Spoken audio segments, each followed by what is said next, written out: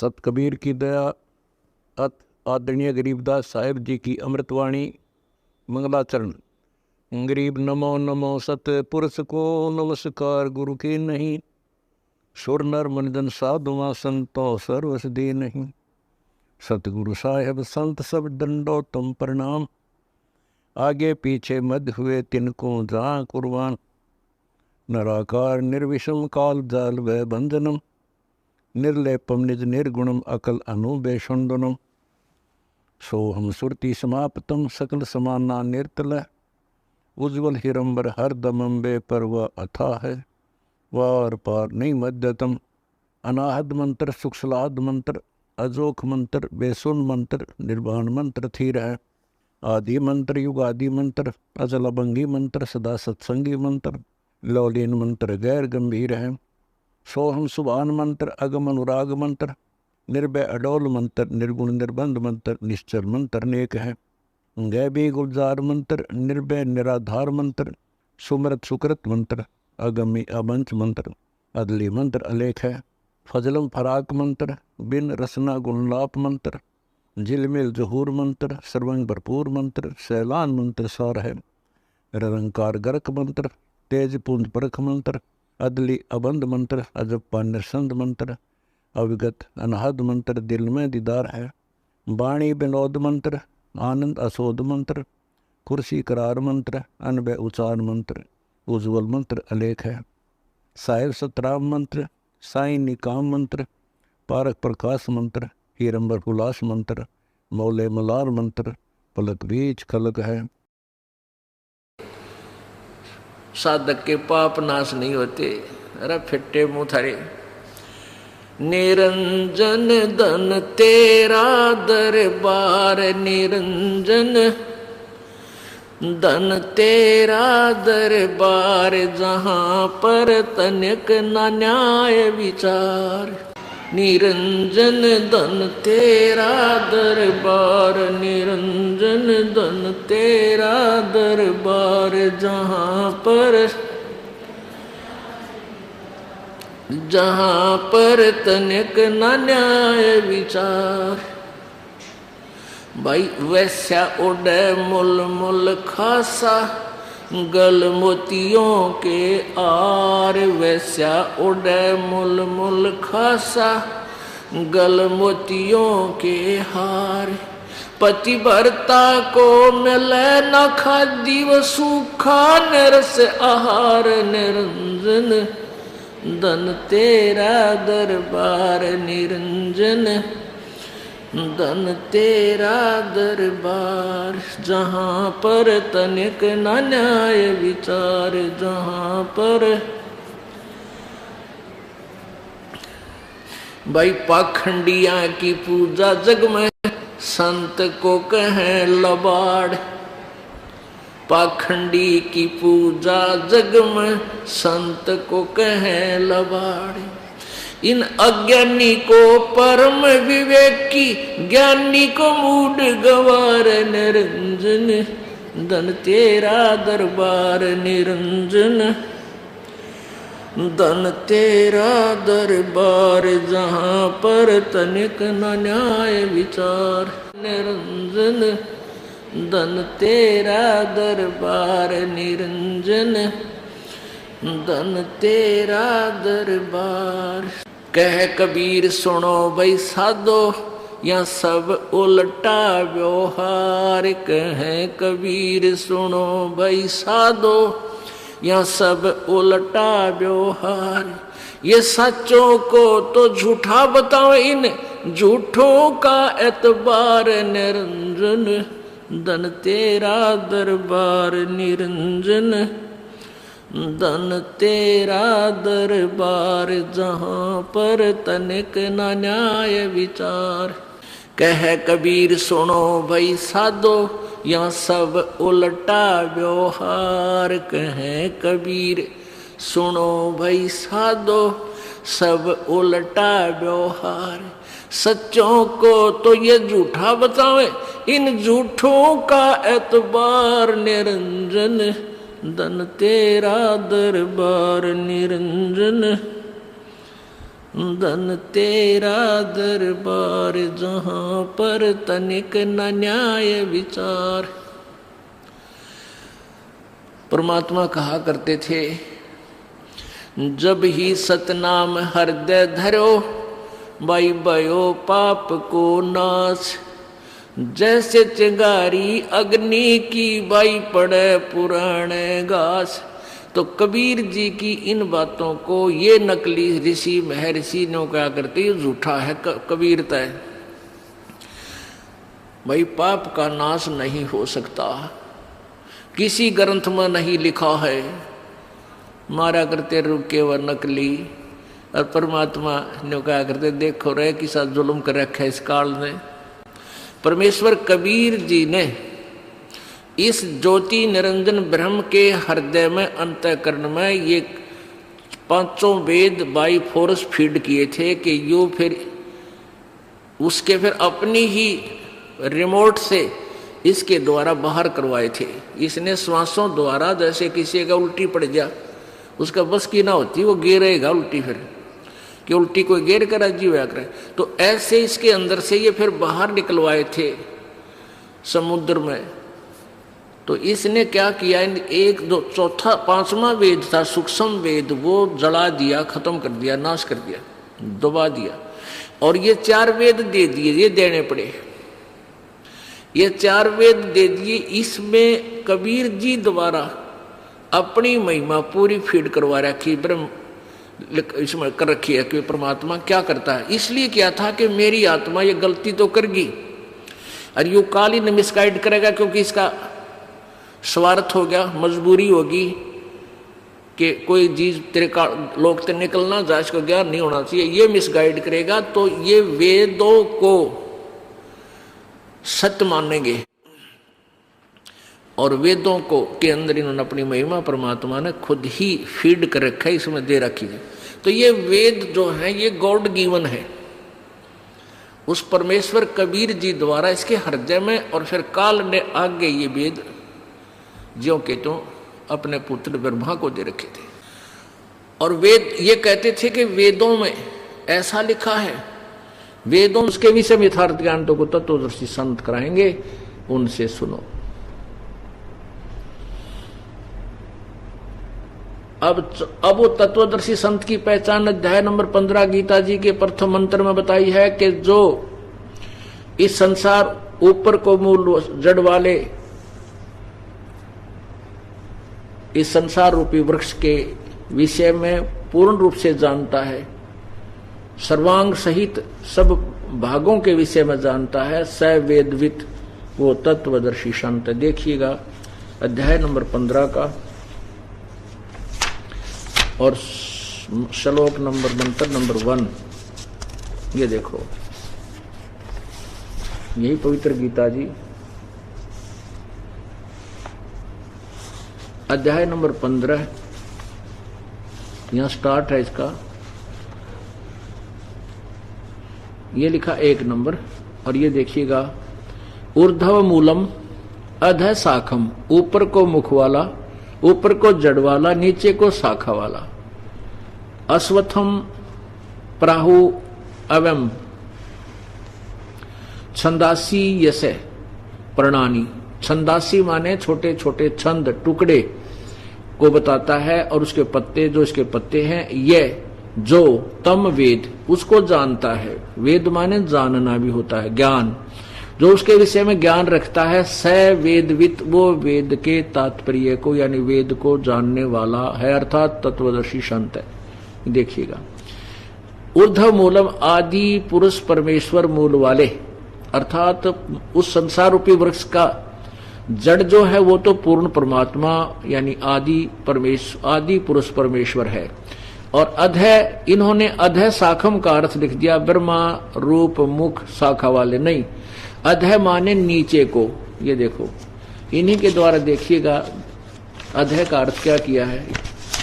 3 number में इन्होंने आपे किया है, अधः माने नीचे। हम एक नंबर का अनुवाद करने के लिए ये देखना 3,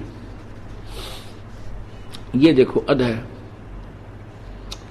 अधः माने नीचे, ऊर्ध्व माने ऊर्ध्व माने ऊपर, अधः नीचे। ये 3 नंबर श्लोक में है। ये नीचे देखना, ये 4 नंबर है, यहां से ये 3 नंबर है, ये 2 नंबर में। 2 नंबर में अधः माने नीचे इन्होंने अनुवाद किया है। और अब देखो 1 नंबर में, ये 1 नंबर अधः, अधः माने नीचे को शाखा वाले, सीधा लिखना था, इन्होंने उठपटांग डाल दिया इसमें। अधः माने नीचे को शाखा वाले, ऊपर सीधा सा अर्थ है। ऊर्ध्व मूलम अधः शाखम। सिंपल साधारण सा भी कोई संस्कृत को 8वीं तक ही पढ़ रहा होगा वो भी समझ सकता है इसको, और नहीं पढ़ रहा थी मैं पढ़ा दूंगा या दास आपको पढ़ा देगा। ये तो बहुत ही साधारण सी बातें हैं। एक लैंग्वेज अपना काम करती है, भाषा चाहे हिंदी है, अंग्रेजी है, और चाहे वो पंजाबी है, उर्दू है, फारसी है, उसका ज्ञान अगर आपके पास है, आप अक्षर ज्ञान युक्त हैं, ऐसी बात नहीं। क्योंकि संस्कृत और हिंदी ये देवनागरी लिपि में है। हिंदी तकरीबन हिंदू जानता है, और संस्कृत आपके पास है, शब्दकोश हमारे पास है। शब्दकोश भी ना खोलने पड़ते, इन्होंने ही उनके अनुवाद भी कर रखे हैं। जहां इनकी बुद्धि ठीक काम कर रही थी, क्योंकि इनको ज्ञान तो था नहीं। जहां साधारण सा अनुवाद आया वहां इन्होंने ठीक कर दिया। जहां इनकी बुद्धि से बाहर हो गया वहां वेद का अर्थ, ब्रह्म का अर्थ वेद कर दिया। तो ऐसे इन्होंने व्याकरण को भी गलत कर डाला। अब देखिएगा, इसका अर्थ है कि ऊर्ध्व मूलम अधः शाखम। उधर माने ऊर्ध्व माने ऊपर को जड़ वाला, नीचे को शाखा वाला, ये संसार रूपी वृक्ष है। और इसके यहां देखना,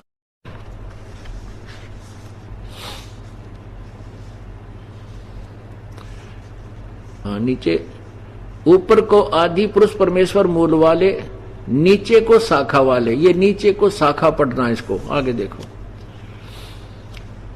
अश्वत्थम संसार रूपी पीपल के वृक्ष को अविनाशी कहते हैं। अब छंदासी माने वेद कह दिया, नहीं। छंद माने जैसे न्यारे न्यारे टुकड़े होते हैं, उसके पार्ट्स ऑफ द बॉडी, इस वृक्ष के पार्ट के हिस्से हैं और पत्ते, ये जो जिसके पत्ते हैं उनको, अब देखो उस संसार रूपी वृक्ष को, ये माने जो मूल सहित जड़ से लेकर पत्तों तक तत्व से जानता है, स वेदवित।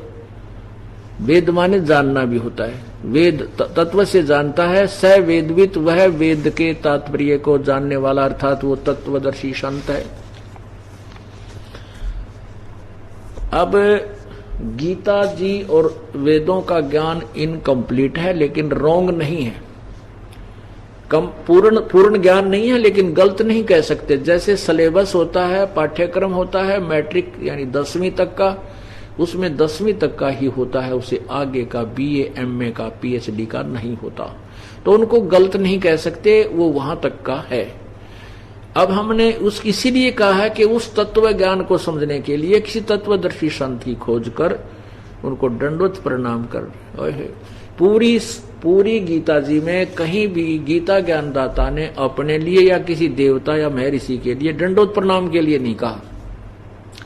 अपने लिए भी कहा कि मुझे नमस्कार कर, ओनली नमस्कार। और दंडवत प्रणाम उसी संत के विषय में कहा जो पूर्ण परमात्मा के जानने वाला यानी तत्व से वेदी है। 18वें अध्याय के 65वें श्लोक में लिखा है, 18वें अध्याय के 65वें श्लोक में कहा कि मुझे नमस्कार कर। ये देखो, गीता ज्ञानदाता, ये श्रीमद् भगवत गीता अध्याय नंबर 18 और श्लोक नंबर 65 देखिए। यहां इसमें कहा है, मन मना भव मत भगत मत याजी माम नमस्कारु, मुझे नमस्कार कर। नीचे देखो, मुझ में मन वाला हो, मेरा भक्त बन, मेरा पूजने वाला हो, मुझे नमस्कार प्रणाम कर। नमस्कारु, ओनली प्रणाम, मुझे नमस्कारु।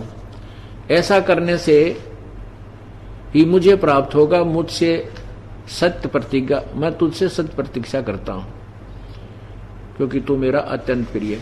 इससे सिद्ध है कि उस तत्वदर्शी संत जो गीता और वेदों से भी अलग ज्ञान आपको बताएगा, उसको दंडवत प्रणाम करो। अब वो क्या बताया है, अब इसमें क्या स्पष्ट करना चाहता है ये दास कि न तो ब्रह्मा विष्णु महेश अविनाशी हैं। जब समय अविनाशी नहीं है तो हमारे जन्म मृत्यु के रोग को ये नहीं काट सकते, क्योंकि इस रोग से ये भी ग्रस्त है। और फिर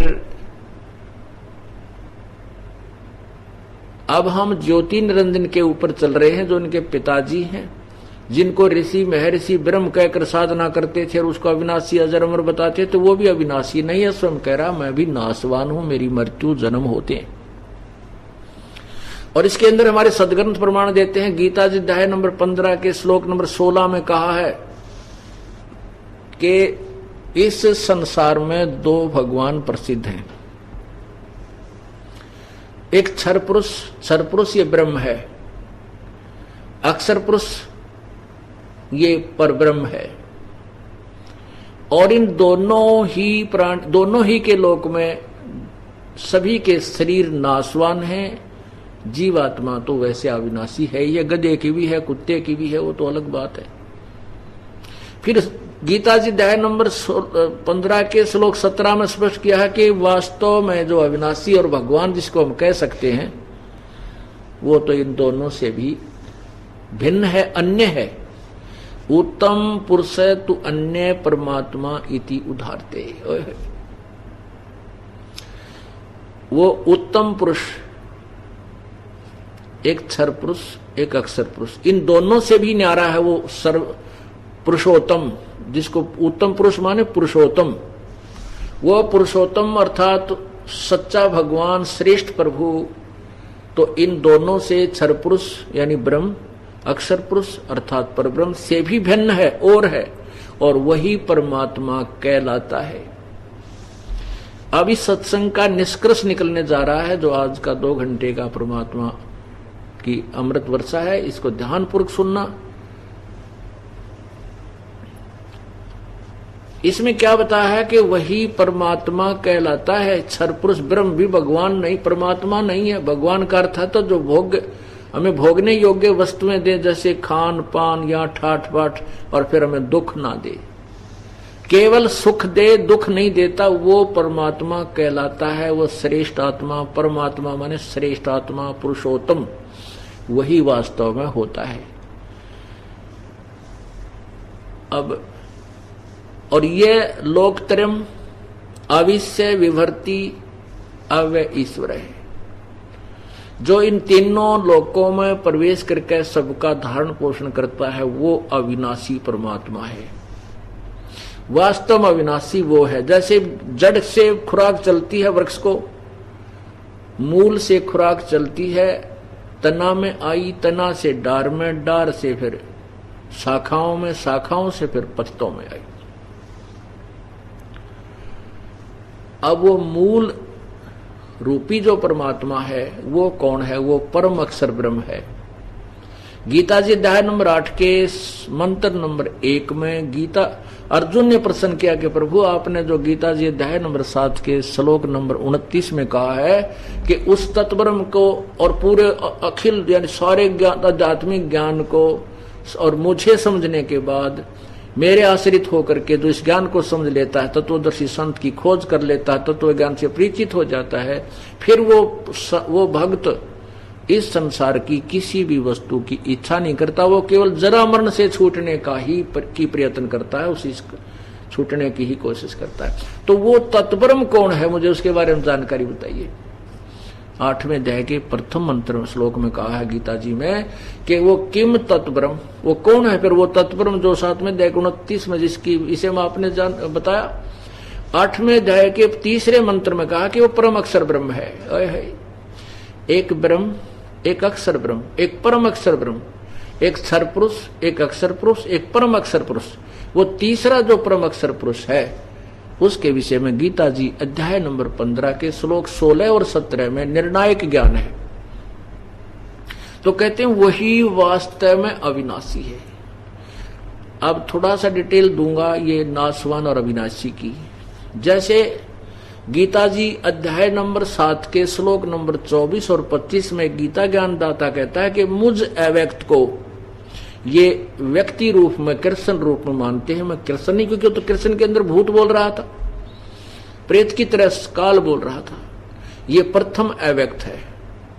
फिर ये 8वें अध्याय के 18वें श्लोक में 17वें श्लोक में कहता है कि उस ब्रह्मण यानी पूर्ण परमात्मा के एक दिन में, उस ब्रह्मण माने परब्रह्म के अक्षर पुरुष के एक दिन जब समाप्त होता है तो सभी प्राणी यानी परब्रह्म के लोक के भी और क्षर पुरुष, इस क्षर पुरुष यानी ब्रह्म के लोक के भी किस ब्रह्मांडों के और स्वयं ये काल भी मृत्यु को प्राप्त हो जाता है।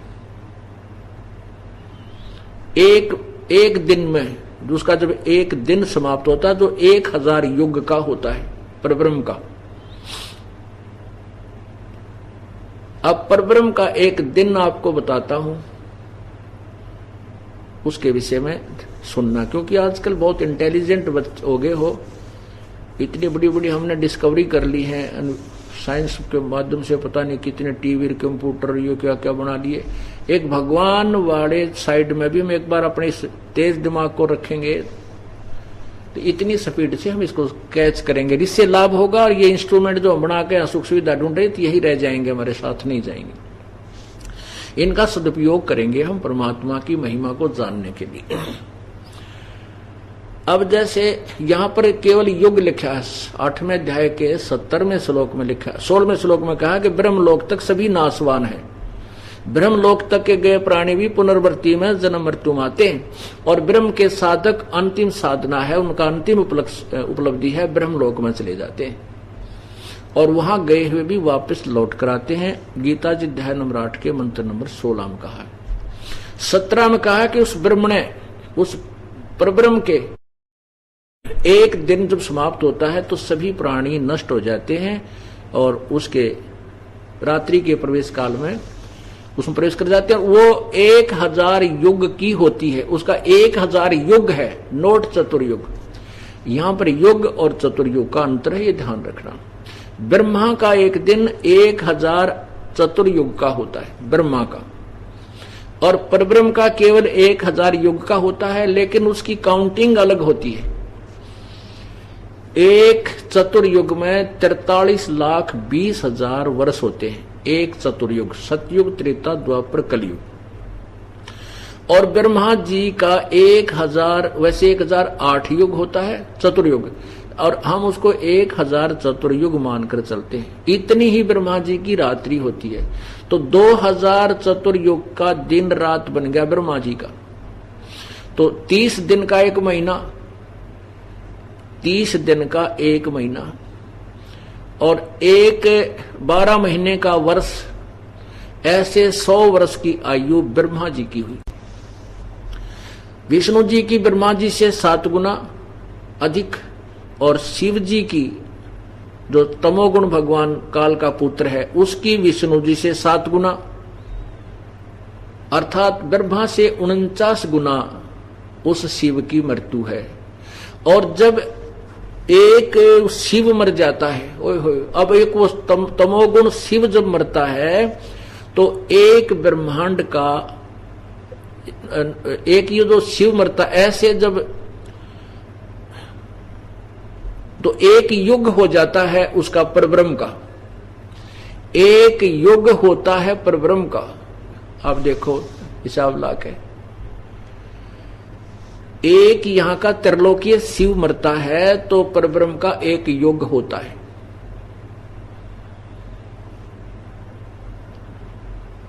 और फिर एक युग जब होता है, ऐसे 70,000 जब ये शिव मर जाते हैं, जब ये 70,000 शिव मर जाते हैं तब एक युग काल मरता है। हाँ, वो युग, अब जो 70,000 जब शिव मर जाते हैं त्रिलोकीय तमोगुण युक्त, तो ये एक ब्रह्म परब्रह्म का एक युग हुआ। वो पहले गलत बोल गया मैं, कि एक शिव के मरने से नहीं, 70,000 जब ये त्रिलोकीय तमोगुणी शिव मर जाते हैं तो एक परब्रह्म का एक युग हो गया। वो तेरा गजब, एक युग। और उस समय एक ब्रह्मांड नष्ट हो जाता है। और ये शिव जो तो काल है, ज्योति निरंजन, ये भी अपना शरीर त्याग देता है। एक सिद्धि बहुचोल्लेधार है, एक सिद्धि है इसके पास जो ये इस शरीर को छोड़ देता है। ये दूसरे ब्रह्मांड में चला जाता है, सभी प्राणियों को ले जाता है और वहां फिर दुर्गा और प्रकृति से इसी प्रकार अपने पुत्र उत्पन्न करता है, फिर इससे आगे सृष्टि शुरू कर देता है। ऐसे जब 1000 युग जब हो जाते हैं, 1000 युग जब हो जाते ऐसे ऐसे इतनी लंबी इतने पीरियड के, तो तब 21 ब्रह्मांड काल के और 7 संग ब्रह्मांड उस परब्रह्म के सभी प्राणी नष्ट हो जाते हैं, मर जाते हैं। वो परब्रह्म का एक दिन समाप्त हो गया, रात्रि प्रारंभ होगी। 1000 उस युग की ही इतनी रात्रि उस परब्रह्म की हुई। ऐसे फिर एक 2 दिन रात का एक 30 दिन रात का एक महीना हुआ परब्रह्म का, और 12 महीने का एक वर्ष हुआ परब्रह्म का, और 100 वर्ष की आयु उस परब्रह्म की है। यानी वो परब्रह्म भी मरेगा। अब हिसाब ला के देखना कि ब्रह्मा जी का एक चतुर्युग 43,20,20,000 वर्ष हमारे वर्ष, और उनके वर्ष कितने होते हैं। और फिर 70,000 जब त्रिलोकीय शिव मर जाते हैं तब एक युग हुआ परब्रह्म का।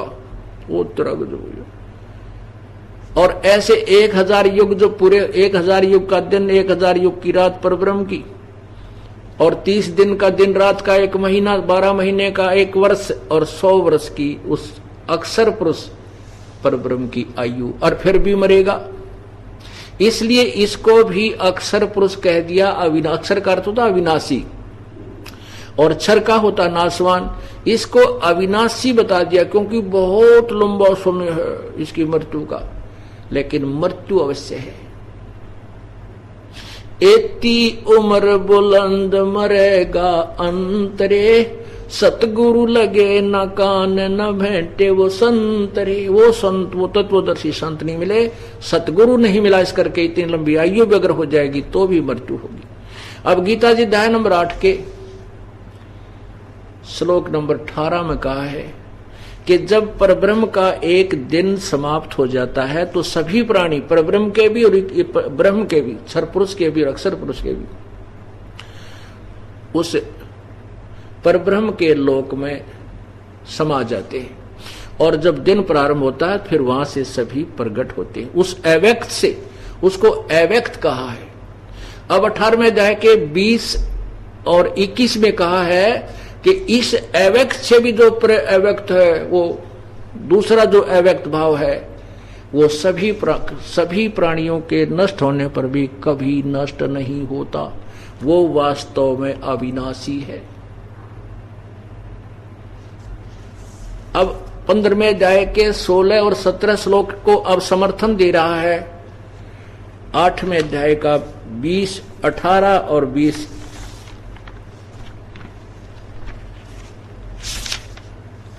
इक्कीस श्लोक और 22, ये देखिए।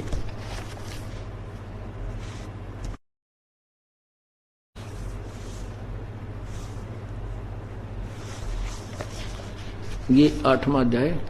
अब 8वें अध्याय के हम पहले 16 देखते हैं। देखो 8वें अध्याय का ये 16 पढ़ते हैं। 16 यहां लिखा है, हे अर्जुन, ब्रह्मलोक पर्यंत, ये ब्रह्मलोक पर्यंत सब लोग पुनर्वर्ती में हैं।